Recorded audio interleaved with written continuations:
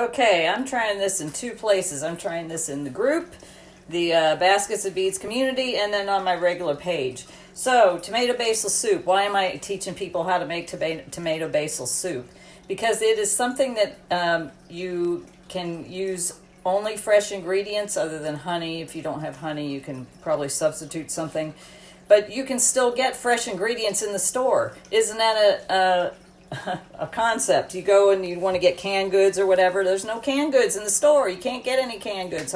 All the shelves are still empty. People are hoarding a lot of things. So tomato basil soup just needs, I have the recipe right here that I'm going to kind of show here. It's 2 pounds of tomatoes, 1 sweet onion, 1 tablespoon of thyme, 1 tablespoon of roughly chopped basil, 2 tablespoons of lemon juice, 1/4 cup of olive oil, 1 tablespoon of agave or honey, pinch of salt and pepper, and roasted garlic. That's all you need, and you can get any store you go to. I just went out to the store because I didn't have any garlic and I didn't have any lemons, so I had to go. All the fresh stuff is still there. So if you go to the store, and those of you who are in California like me, we are kind of on stay-at-home type of thing unless you have to go out for regular, something like getting food. You're not supposed to be out wandering around, and a lot of businesses are supposed to be closed. I happen to work for a defense contractor, so we're going to be business as usual on Monday, but I'm working from home, so that's a good thing. So I'm going to show you how simple it is. You preheat the oven to 400 degrees. Hey, Tim. Hey, Jacqueline. You preheat the oven to 400 degrees. Bam, that's it. And then you get your 2 pounds of tomatoes. Now I got 2 pounds of tomatoes right here. 2 pounds of tomatoes. And then all you do is you cut them into pieces like this. I'm not done cutting all mine, but so you just, you cut them, you have them, and then you have them again. Simple as that. You just wash them off. You don't have to do anything. So you get 2 pounds of tomatoes. Every store that I've been in has plenty of tomatoes, plenty of onions, plenty of garlic. Probably you have salt and pepper at home. You may have honey at home. What's the other ingredient? You need lemons or lemon juice. And if you don't have fresh basil or fresh, you can't get that, although I was able to get both of those at the store, fresh basil and fresh thyme. Yes, Tim, you're looking forward to my tomato basil soup. All right. So,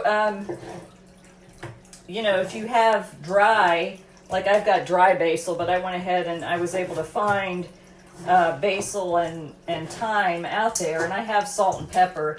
And one thing I put in it, I put in a little cayenne pepper to give it a little zest, because I'm a spicy chick and I like things spicy. So so you just cut them up, you have them, you quarter them, kind of like this here, and you throw them in a bowl.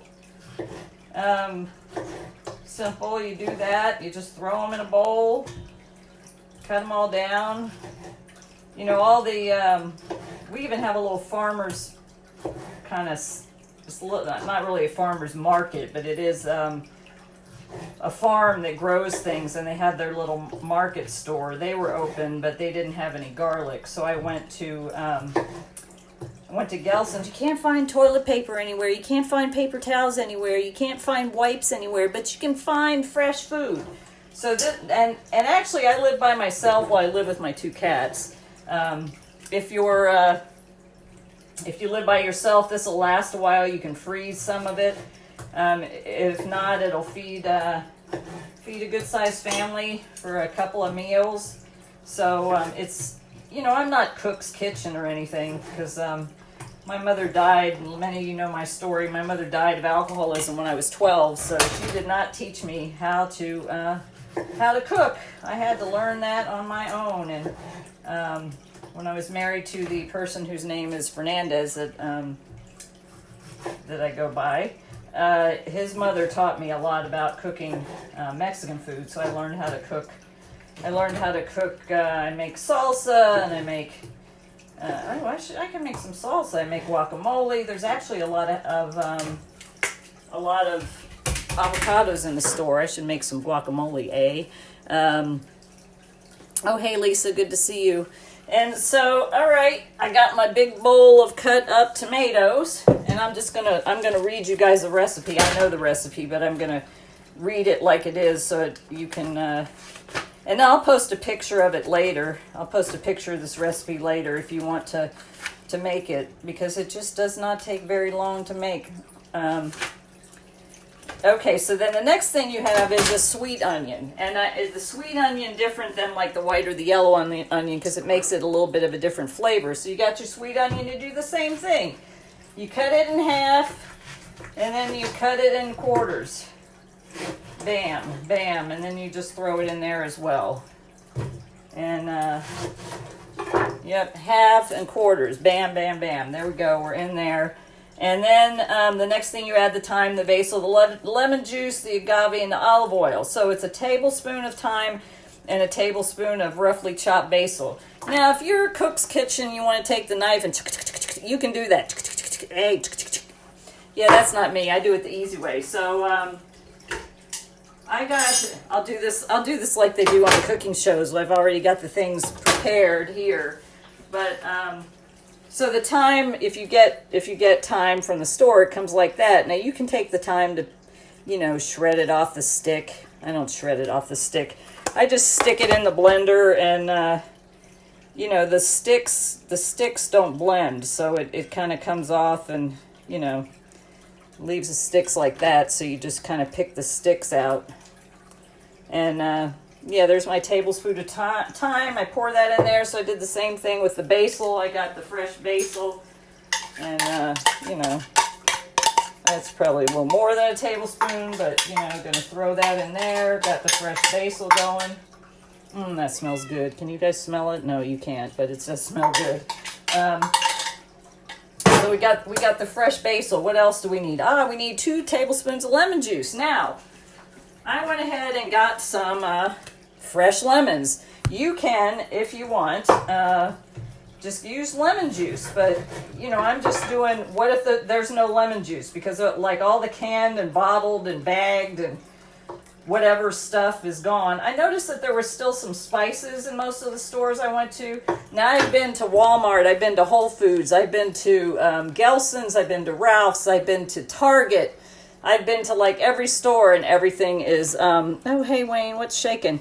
I've been to every store that there is, and, there's no paper products anywhere. But there's plenty of all of this stuff. Although Walmart the other day, the big Walmart by my house, was pretty empty. But Whole Foods, even though it's a little more expensive, Whole Foods, and then if you have a local, like farmers, like a little stand, most of those are still open.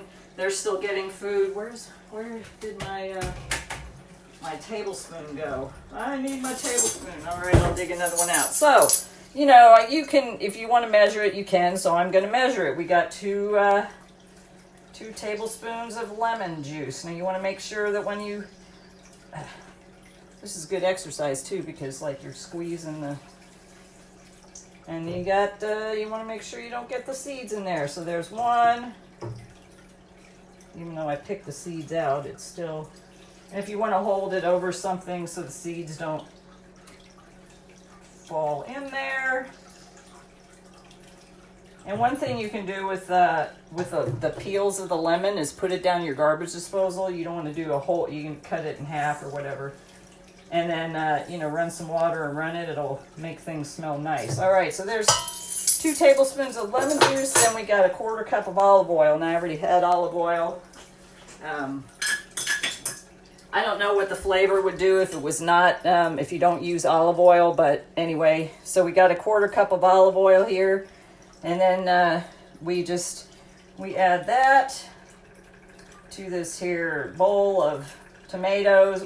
So if you're just joining late, we have making tomato basil soup, and I will post.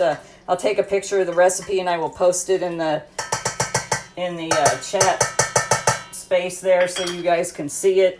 All right, so you got all that in there, and then like I said, I like to add some. You gotta add the salt and pepper. So throw a little pepper in there. Pinch of salt. Now my ex-mother-in-law told me a pinch of salt, you put it in your hand like that, and then you throw it in. And then I like to add a little cayenne pepper for, you know, because I like things spicy. So got all that in there. Then you got to mix it up.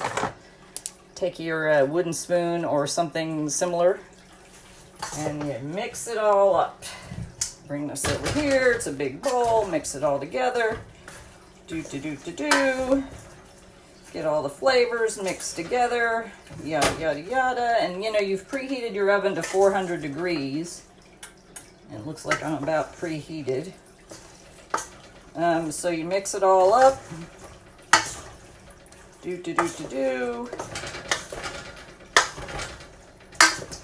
And how long have I been on here? I don't know. This is a bit, you know, I pre-cut or I pre-chopped the basil and thyme, but this is about as long as it takes. But you want to make sure it's all mixed in good. Oh, wait. I'm missing an ingredient. Am I missing an ingredient? I didn't put the honey in. Can't forget the honey. So, got to stick the honey in there. That adds a little flavor. Honey or agave. Now, you know, this is the healthier version. I guess if you don't have honey, you could put a little, like a tablespoon of sugar in it. But I would recommend if you have honey, or you can get some honey, there may be a honey substitute of some kind other than honey or agave. Maybe stevia. I don't know. Got to mix that up again. Get it all mixed up real good, and the onion's coming apart a little bit. So, now the way this recipe that I got it from recommends, like, okay, so you're going to roast a head of garlic. Garlic! Gotta have the garlic. A whole head of garlic's going to go in there. All right. You've got it all mixed up, right? Then what you do next, you're going to put it on the cookie sheet, the baking sheet. Let me show you.